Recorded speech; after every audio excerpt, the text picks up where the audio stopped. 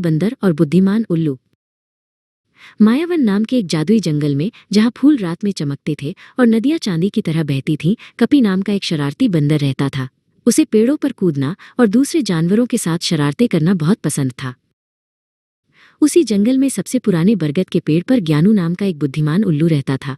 उसकी बड़ी बड़ी आंखें थीं और वो जंगल के सभी रहस्य जानता था। वो अक्सर कपी को सलाह देता था, लेकिन कपी हमेशा सुनता नहीं था। जंगल में चमकते फूलों के त्योहार की तैयारी हो रही थी। ये एक विशेष रात थी जब चांद की रोशनी में एक अनोखी कली खिलती थी, जो पूरे जंगल में खुशी फैलाती थी।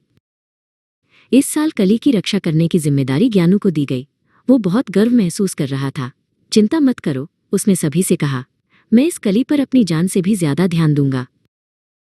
कपी ने सोचा कि ज्ञानू को चिढ़ाना मजेदार होगा। उसने कली को छिपाने की एक शरारती योजना बनाई। उसने इंतजार किया जब तक ज्ञानू ने एक पल के लिए अपनी आंखें बंद की। चुपके से कपी ने कली को उठाया और उसे एक बड़े पत्ते के नीचे छिपा दिया। वो मन ही मन हंसा, ये सोचकर कि जब ज्ञानू कली को गायब पाएगा तो उसका चेहरा कैसा होगा। जब ज्ञानू ने अपनी आंखें खोली तो उसने देखा कि कली गायब है। वो घबरा गया। अरे नहीं, कली कहाँ गई? वो चिल्लाया और घबराहट में इधर उधर देखने लगा। कपी ने ज्ञानू को इतना परेशान देखा तो उसका दिल बैठ गया। उसे तुरंत एहसास हुआ कि उसकी शरारत मजेदार नहीं बल्कि दुख देने वाली थी। उसे बहुत अफसोस हुआ। कपी जल्दी से गया, कली को वापस ले आया और उसे ज्ञानू को दे दिया। मुझे माफ कर दो ज्ञानू, उसने धीरे से कहा। मैं बस मजाक कर रहा था।